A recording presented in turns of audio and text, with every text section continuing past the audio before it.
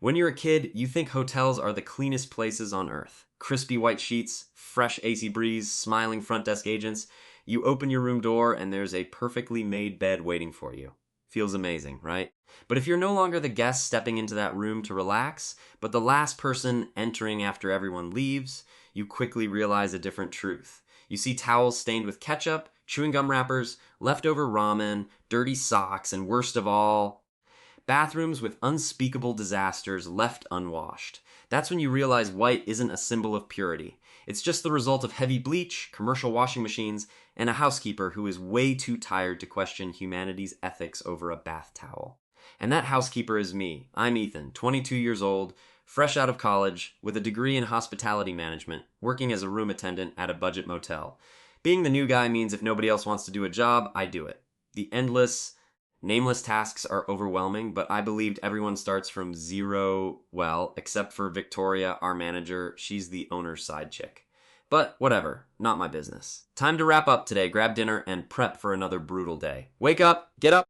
Lazy head, wake up and grind. 6 a.m. I wake up before my alarm even hits. Not because I love the hustle, but because if I'm 10 minutes late, Victoria will find any excuse to dock my already pathetic paycheck. Fear of getting paid less is a real motivator, just not the inspiring kind motivational speakers talk about. Speak of salary, for a rookie like me, Victoria uses a complex formula. Salary equals effort multiplied by 0 minus her mood. If I ruin her mood, my paycheck literally goes into the negative. Let me give you a quick tour of where I work. It's a 3-star hotel, nice enough for guests to post on Instagram, but short-staffed enough that no one gets a break. Shift starts. I change into my uniform, fix my hair, put on a mask, shove rubber gloves into my pocket, and push the housekeeping cart out into the hallway. The cart looks simple, but it's my entire survival kit. Clean towels on one side, dirty linens on the other, glass cleaner, bleach, trash bags, toilet paper, brushes, and a spare fake smile. Just in case I hit a nightmare room. First room of the day. Checkout status. I knock 3 times. Housekeeping. No answer. I unlock the door and step in. The first thing that hits me isn't hotel luxury. It's a biological weapon. A mix of trapped air, stale takeout, cigarette smoke, sweat, cheap perfume, and other sticky scents I'd rather not detail to keep this video monetized. It felt like a global summit of bad smells held in one room last night. The bed sheets are ripped off. Pillows are on the floor, used towels crumpled in the corner, half-eaten food on the desk, potato chip crumbs inside the nightstand cracks, half-empty drinks, cigarette ashes everywhere, and lipstick smeared on the coffee cups. A few months ago, I would have gagged. But now, I've mastered a crucial skill. Don't waste time reacting. Working alongside me is Mark, a senior staff member whose main job is inspecting quality and helping me haul heavy furniture back into place. I bag the trash, strip the sheets, check under the bed, behind the curtains, and inside the bathroom. In this business, the worst surprises aren't on the floor. They're stuffed under the mattress, behind mirrors, or rolled inside a freshly folded towel. I swear, I'll never understand people who hide trash inside a neatly folded towel. Are they playing a twisted treasure hunt game with us? Or is it abstract art? Today's room is just messy, not a complete horror story. For a 22-year-old guy, it's tolerable. Once done, Mark and I do a final check and update the room status. I ask Mark why we have to inspect every inch so thoroughly. He just smiles and says, "Work here long enough, Ethan, and you'll get it. People don't rent rooms just to sleep. They rent them to hide a piece of their lives." Some leave clothes, others leave their dignity. Unfortunately, hotels have a lost and found policy, but no process to return lost character. If a guest complains, my whole shift is considered wasted, and Victoria will deduct it straight from my pay. Since Victoria is all about corporate greed, she often pulls me down to the lobby to help with greeting guests, holding umbrellas, or carrying luggage. A young guy about my age walks in with a woman who looks old enough to be his aunt. Yet, he leans in and calls her baby. Well, inside a hotel, love clearly knows no age limit. I almost cracked up, but I had to keep my professional face on. Over time, you get used to it. Even when people the age of my parents walk in like that, I don't blink anymore. Though every time we see strange couples, my coworkers and I spill all the tea during lunch break. Honestly, lunch break is the best part of the day. Hotel staff lunches don't need seasoning because a weird couple plus our wild imaginations make it spicy enough. We sit together, speculating movie-like scenarios. "Dude, I saw them earlier and I felt so cringed," one says. "When he called her baby, my goosebumps had goosebumps." With my overactive imagination, I always chime in with wild theories. Working here really shows you how massive and bizarre the world is. You see guys in sharp suits acting like gentlemen, walking in with a young model while calling their wife on the phone saying, "I miss you so much, honey." You see young guys with older women, older guys with younger men, and of course, couples who seem super sweet but leave their room looking like a literal war zone. It made me realize something. People can be rich, handsome, or classy on the outside. But their true character isn't defined by the clothes they wear when they walk in. It's defined by what they leave behind when they check out. Because of this, my passion for the job slowly faded. Whenever I see someone check in, my brain automatically projects a dozen dark scenarios. After my shift, I dropped by my friend Cole's apartment. Cole is a longtime buddy who lives in a rented studio, doing odd jobs and making YouTube videos on the side to pay rent. "Tired from work today?" Cole asks. Obviously, why even ask? So, what broke your expectations the most in this industry? Man, so many things. You want to hear? Yeah, I'm going on a corporate team building trip soon, staying at a hotel. Give me some insider tips. All right, I tell him. Avoid two things at all costs: hotel towels and the electric kettle. Seriously? Why? Explain. Hotel towels destroyed my faith in humanity, I say. Before this job, I thought white meant clean. Now I know white just means it was bleached aggressively enough. People use those towels to wipe everything: their bodies, hair, floors, sink counters, and things I shouldn't mention out loud. Those towels are a perfect metaphor for toxic exes.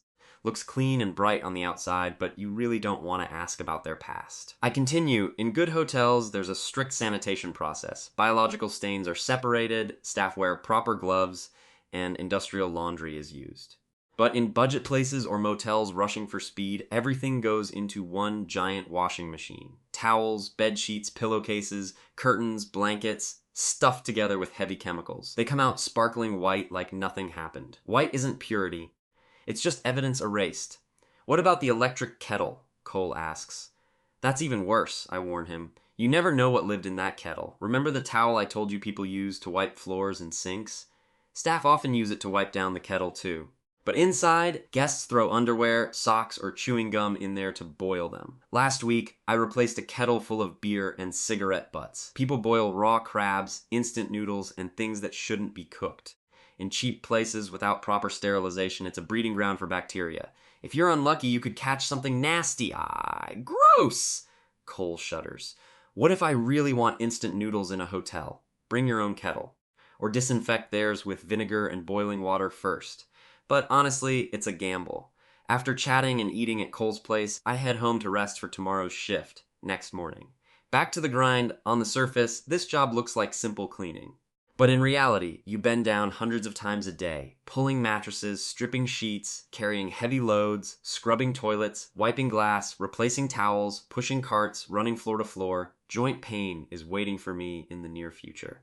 And the worst part? The ridiculous KPIs. Guests check in at 2 p.m., meaning every room must be spotless before then. Nobody cares if your back hurts, if you inhaled secondhand smoke all day, or if your hands are cracked from cleaning chemicals.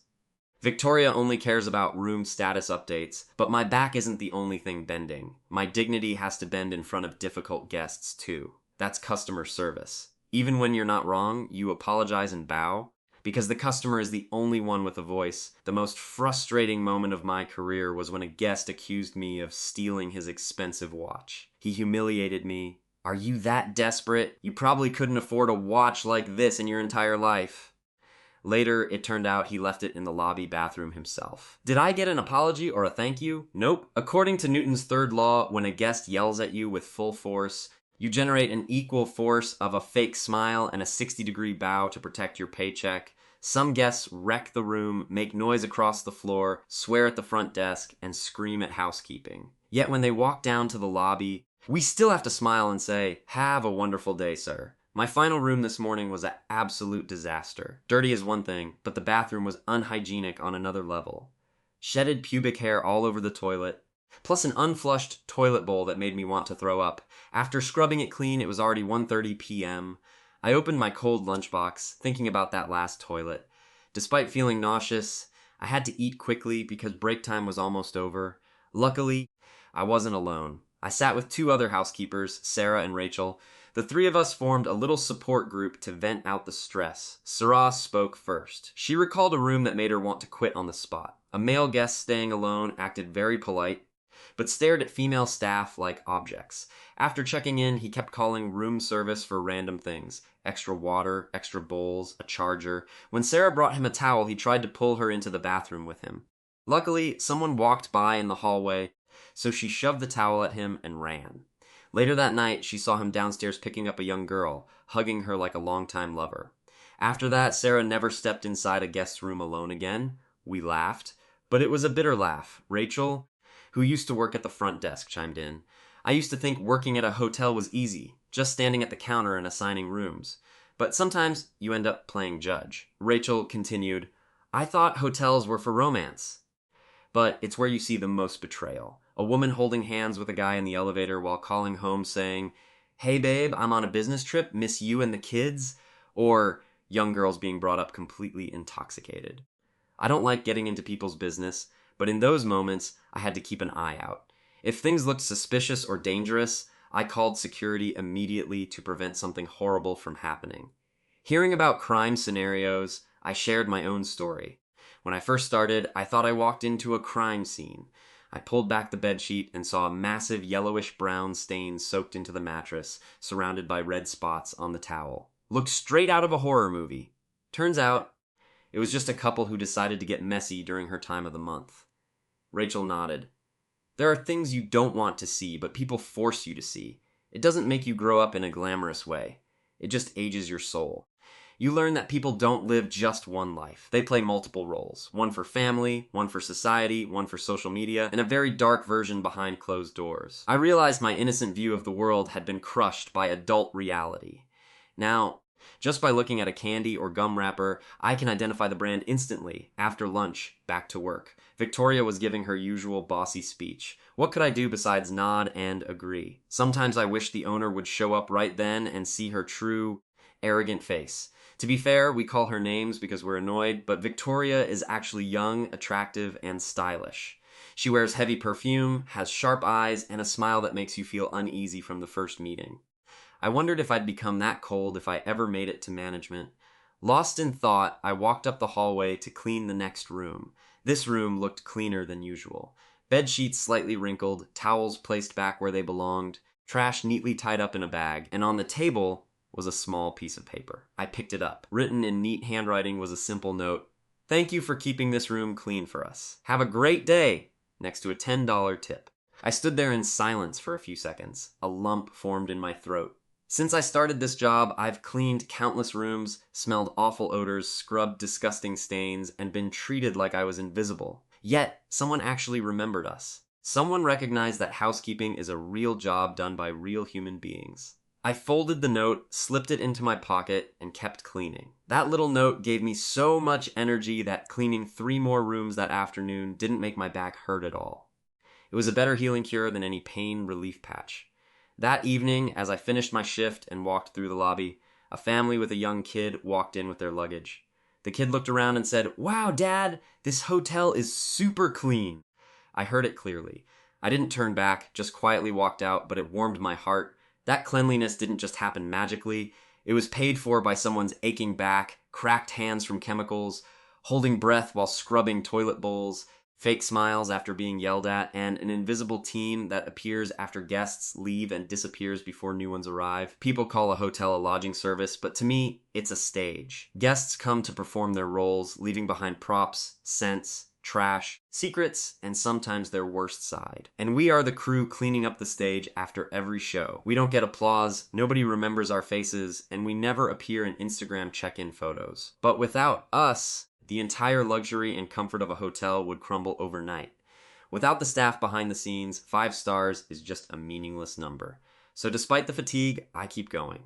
Partly for the paycheck, partly for career growth, partly for my coworkers, but mostly because I want to bring real value to the world. A flower isn't beautiful just because people look at it. It's beautiful because it contributes to the ecosystem. That's the hidden side of the hotel industry I put together so you can understand without having to experience it yourself. If you have your own stories or perspectives, drop them in the comments below. And if you've ever cleaned your own room today, don't forget to leave a like and subscribe. Thanks for watching, and I'll see you in the next video.